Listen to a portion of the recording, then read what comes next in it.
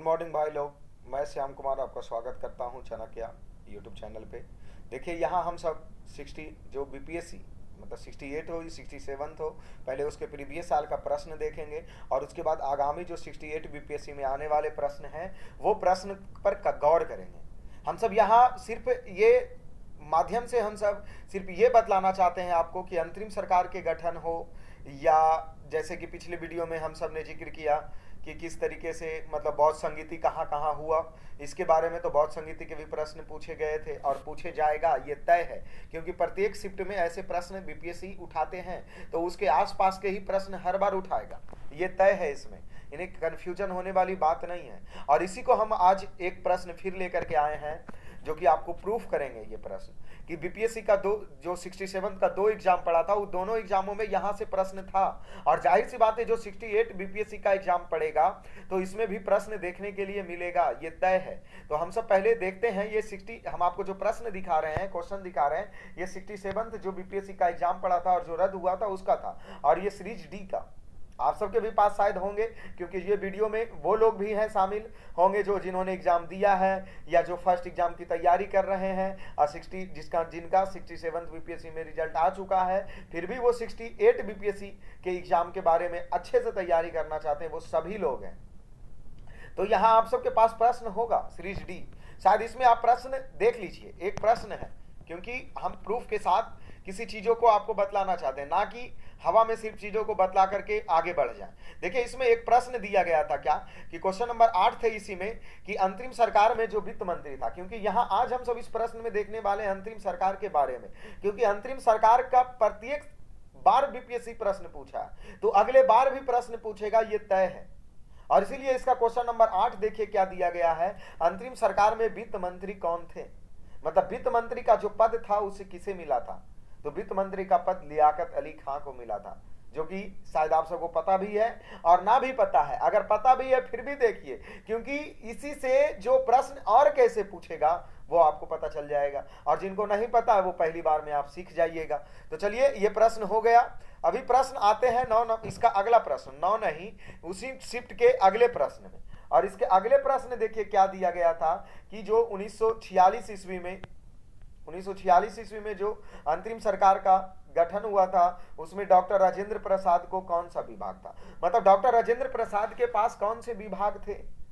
तो वहां पे उनके पास विभाग कौन सा था, खाद्य एवं कृषि विभाग। चलिए ये तो हो गया जो एग्जाम रद्द हुआ था उसका।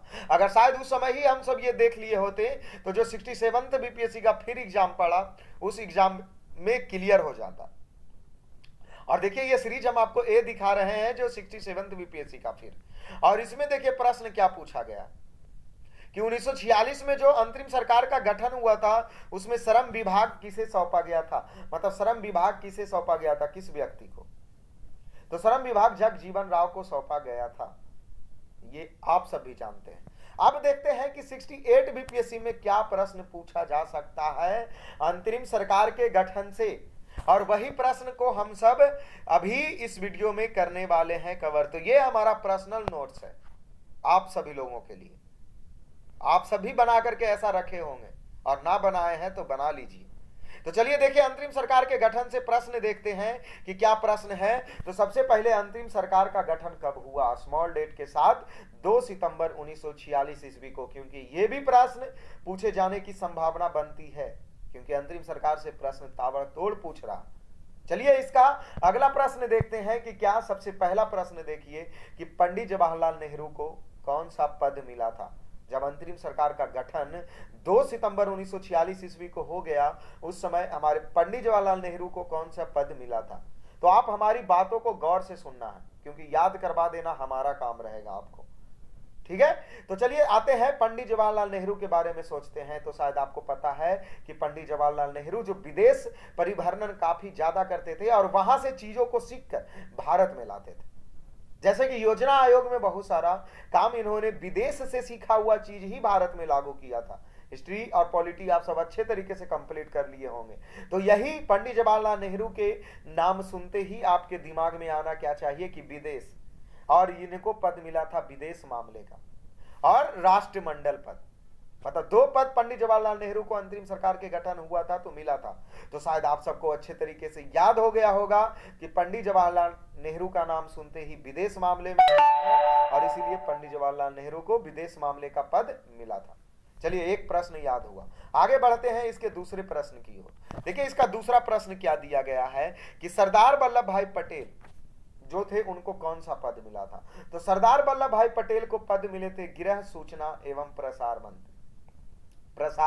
मंत्री का पद मिला था। आप सब शायद आपको पता होगा कि सरदार व्यक्ति कहां रहते हैं, घर में, क्योंकि घर का एक व्यक्ति क्या होना चाहिए, सरदार होना चाहिए। इसीलिए सरदार वल्लभ भाई पटेल के नाम सुनते ही गृह सूचना एवं प्रसारण, मतलब आप सरदार नाम सुनते ही गृह को याद कीजिए, क्योंकि प्रत्येक घर में एक व्यक्ति सरदार रहता है और इसीलिए सरदार वल्लभ भाई पटेल को गृह सूचना एवं प्रसार मंत्री का पद मिला था। इसका तीसरा देखिए, यही प्रश्न देख लीजिए आप, बीपीएससी 2011 में भी ये प्रश्न पूछा था और 67 को जो हम आपको दिखाए हैं वे प्रश्न था उसमें कि डॉक्टर राजेंद्र प्रसाद को कौन सा पद मिला था। तो चलिए आते हैं खाद्य एवं कृषि। आइए, जो हमारे डॉक्टर राजेंद्र प्रसाद खुद पटना जिला अर्थात घर के हैं, उनको खाद्य एवं कृषि का पद मिला था।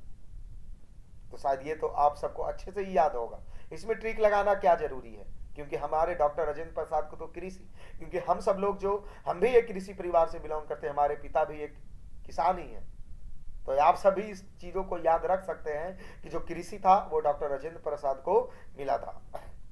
इसका देखिए अगला प्रश्न क्या दिया गया, जॉन मथाई अर्थात जॉन मथाई को कौन सा पद मिला था।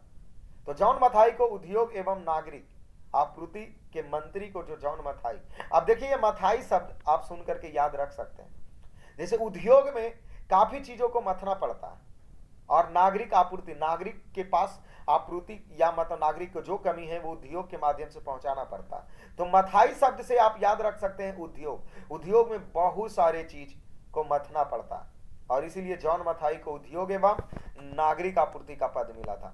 चलिए आगे देखते हैं इसका प्रश्न क्या दिया गया है। फिर से वही प्रश्न जो हम सबको पूछा गया था, क्योंकि ज्यादा प्रश्न तो बनते हैं नहीं, इसी से घुमा फिमा के पूछा जाता है बार बार। तो चलिए देखिए ये भी 67 में पूछा गया था, नहीं जो अभी पढ़ा है एग्जाम, उसमें देखिए जगजीवन राव को कौन सा पद, जगजीवन जो कि श्रम मंत्रालय, इसको कैसे याद रखेंगे। अपने जीवन को जग में पूरा फैलाना है तो मजदूर तो करना ही पड़ेगा, क्योंकि छोटे से छोटे काम करके भी व्यक्ति अपने पूरे जग में अपने जीवन को फैलाता है। तो इसीलिए जगजीवन राव को श्रम मंत्रालय मिला। आते हैं अगला प्रश्न, इसका छठा देखिए, सरदार बलदेव सिंह को कौन सा मिला। शायद आप सब ऊपर देखे हैं कि सरदार वल्लभ भाई पटेल पूछे तो उन्हें घर का मंत्री मिला था ना, गृह के बारे में मिला था ना, गृह मंत्रालय मिला था ना। और यहां देखिए सरदार बलदेव अर्थात जिनके पास बल ज्यादा होगा वो रक्षा करेंगे। क्या होगा, बलदेव, मतलब बल ज्यादा है तो वो व्यक्ति क्या करेगा, रक्षा करेगा। इसीलिए सरदार बलदेव को रक्षा विभाग का पद मिला था। ये 6 नंबर भी हो गया। अब आते हैं अगला प्रश्न, 7वां प्रश्न क्या दिया गया है, एच.सी. भाभा मतलब होमो जहांगीर भाभा जो है उसको किसका पद मिला था। तो कार्य खान एवं ऊर्जा का, आप समझ सकते हैं भाभा एक परमाणु ऊर्जा संयंत्र भी है और उसमें क्या मिलेगा, खान, खान से कोयला प्राप्त होता है या नहीं होता, उसे ऊर्जा प्राप्त होते हैं, और वही कार्य, तो कार्य खान एवं ऊर्जा किसको मिला, होमो जहांगीर भाभा को ये कार्य एवं खान एवं जो इसका ऊर्जा विभाग का पद मिला था। चलिए ये भी 7वां कंप्लीट हो चुका। अब आते हैं 8वां प्रश्न की तरफ कि इसमें लियाकत अली खां को कौन सा पद मिला।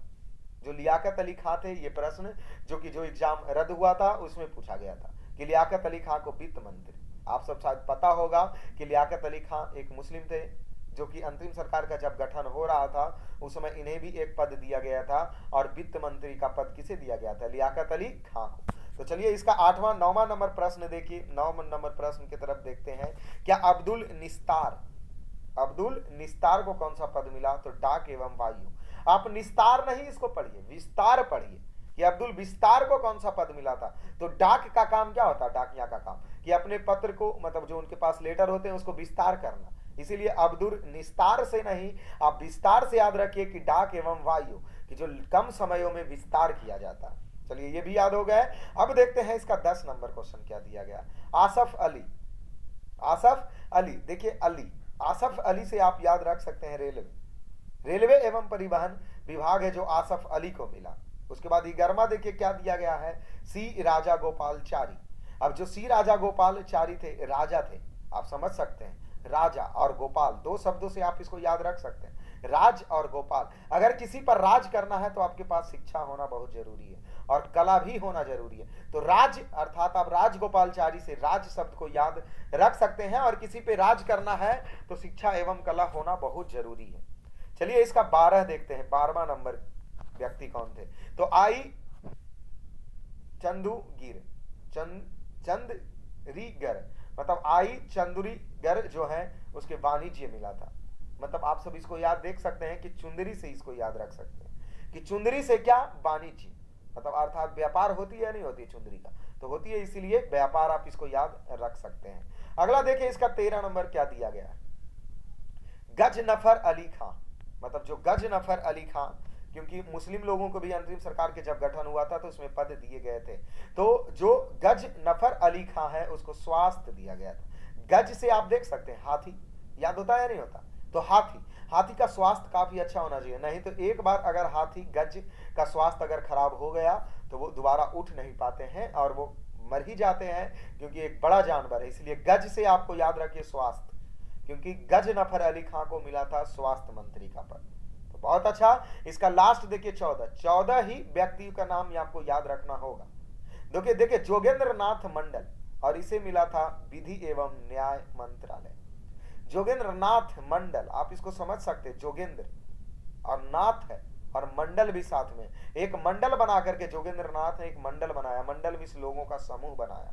और इसमें समूह जब बनेगा कब, जब विधि या कोई न्याय की बात होगी तब एक मंडल बनता है। इसलिए जोगेंद्र नाथ मंडल विधि एवं न्याय मंत्रालय का पद मिला उसको। और वो एक थे कौन, इसमें मात्र जो पूरे 14 ही विभाग, मतलब 14 व्यक्ति जो बने हैं उसमें एक अकेला था हिंदू दलित नेता, जोगेंद्र नाथ मंडल। तो इसको भी याद रखना है कि कौन ऐसे अंतरिम सरकार का जब गठन हुआ तो उसमें कौन से हिंदू दलित नेता को पद मिला था, तो जोगेंद्र नाथ मंडल। तो ये था हमारा पूरे अंतरिम सरकार के गठन से प्रश्न। तो आप सब अगर चाहते हैं कि सर इसी तरीके से प्रश्न आप हमें देते रहिए कि क्या पूछा है और क्या पूछेगा, तो चैनल को सब्सक्राइब कर लीजिए, लाइक कर दीजिए और दोस्तों को साथ शेयर कीजिए, क्योंकि ये चैनल को इतना शेयर कीजिए कि ताकि आप सब समझ सकते हैं कि चैनल का अभी जो है काफी कम सब्सक्राइबर हैं, तो आप इसको बढ़ाने का काम कीजिए, बाकी हम आपको आगे बढ़ाने का काम करेंगे। आप चैनल बढ़ाइए, हम आपको बढ़ाएंगे। तो इस वीडियो में इतना ही, अगले वीडियो में मिलेंगे अगले टॉपिक्स के साथ।